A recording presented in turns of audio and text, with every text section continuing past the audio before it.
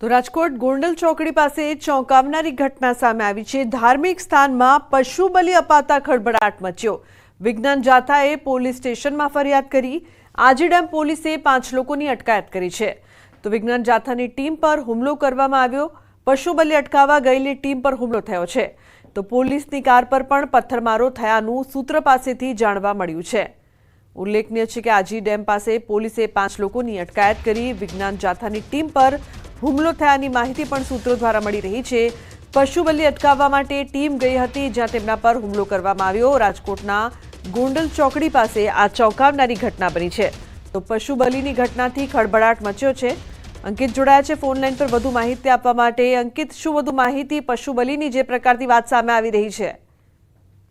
ચોક્કસ લુગના ખાસ કરીને વાત કરવામાં આવે તો ગઈકાલે ગોંડલ ચોકડી પાસે આવેલા દેવી પૂજક સમાજના જે દેવરખા દાદા છે તેમના માનતાનો માંડવો છે તે ધાર્મિક સ્થાનની અંદર યોજવામાં આવ્યો હતો। ને ધાર્મિક સ્થાનની અંદર જે માંડવા ની અંદર પશુ બલિ પણ આપવામાં આવી હોવાનું છે તે સામે આવ્યું હતું। વિજ્ઞાન જાથાની ટીમને માહિતી મળી હતી ને ત્યારબાદ વિજ્ઞાન જાથાની ટીમ અને સાથોસાથ સ્થાનિક એટલે કે આજીડેમ પોલીસની ટીમ સ્થળ ઉપર પહોંચી હતી। આ બંનેની ટીમ જ્યારે સ્થળ ઉપર પહોંચી ત્યારે પશુ બલિ અપાઈ ચૂકી હતી। અંદાજે 10 જેટલા પશુઓના માથા છે તે પ્રસાદી સ્વરૂપે છે તે જે દેવરખા દાદાને છે તે ચડાવવામાં આવ્યા હતા। થોડીક વાર ત્યાં સંઘર્ષ પણ થયું હતું અને સાથોસાથ ડીસીપી સહિતના અધિકારીઓ છે તે પણ ઘટના સ્થળે પહોંચ્યા હતા। સમગ્ર મામલે આજીડેમ પોલીસ સ્ટેશન ખાતે જે ભુવા છે તેના સહિત તેમના જે 4 સાગરીતો છે કુલ 5 વ્યક્તિઓ વિરુદ્ધ એનિમલ ક્રુએલ્ટી એક્ટ અંતર્ગત છે તે ફરિયાદ નોંધવામાં આવી હતી।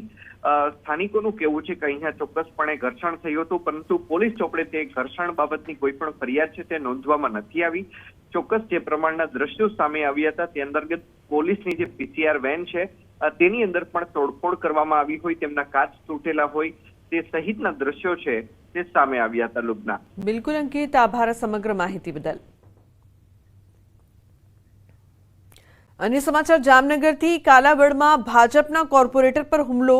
કોર્પોરેટર સદ્દામ બારાડી પર છરીથી હુમલો કરવામાં આવ્યો। લગ્ન પ્રસંગમાં થયેલા હુમલાના સીસીટીવી સામે આવ્યા છે। જુનેદ જીકરભાઈ રાવ નામના શખ્સે હુમલો કર્યો છે। તો જૂની પારિવારિક અદાવતમાં હુમલો થયાનું તારણ છે। કોર્પોરેટરને ગંભીર હાલતમાં રાજકોટની ખાનગી હોસ્પિટલમાં સારવાર માટે ખસેડાયા છે। કિંજલ જોડાયા છે ફોન લાઈન પર વધુ માહિતી આપવા માટે। કિંજલ, ભાજપના કોર્પોરેટર પર હુમલો, શું વધુ માહિતી, શું વધુ અપડેટ? તો કોર્પોરેટર સદ્દામ બારાડી પર છરીથી હુમલો થયો છે। લગ્ન પ્રસંગમાં થયેલા હુમલાના સીસીટીવી સામે આવ્યા, જેમાં જોઈ શકાય છે કે કઈ રીતે હુમલો કરવામાં આવ્યો। સૌથી પહેલા તો જે હુમલાખોર છે તે તેની પાછળ ભાગે છે, જે બાદ હુમલો કરે છે। ભાવનગર શહેરમાં અસામાજિક તત્વો બેફામ બન્યા છે। રાતના સમયે 3 કારમાં આગચંપી કરીને ફરાર થયા। સોસાયટીના સભ્યો સાથે મારપીટ પણ કરી। શહેરના વિદ્યાનગરની એક સોસાયટીમાં બન્યો હતો આ બનાવ।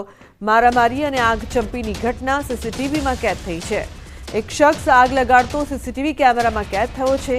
સ્થાનિકોએ અસામાજિક તત્વો સામે પોલીસ ફરિયાદ નોંધાવી છે। આ યુવકો ઘણા સમયથી સોસાયટીની નજીક નશો કરતા હોવાનો સ્થાનિકોનો આરોપ છે। તો સોસાયટીના સભ્યોએ અટકાવતા મારામારી પર ઉતરી આવ્યા હતા। મારામારી કર્યા બાદ મોડી રાત્રે ફરી આવી પાર્ક કરેલ કારમાં આગચંપી કરીને ફરાર થઈ ગયા હતા। તો પોલીસે સ્થાનિકોની ફરિયાદ લઈ સીસીટીવીના આધારે હાથ ધરી છે તજવીજ। નીતિન જોડાયા છે ફોન લાઈન પર વધુ માહિતી આપવા માટે। નીતિન, શું વધુ માહિતી છે આ સમગ્ર મામલે? વાત કરીએ તો જે વિદ્યાનગરનો જે વિસ્તાર છે ત્યાંની આ ઘટના છે તે સામે આવી છે।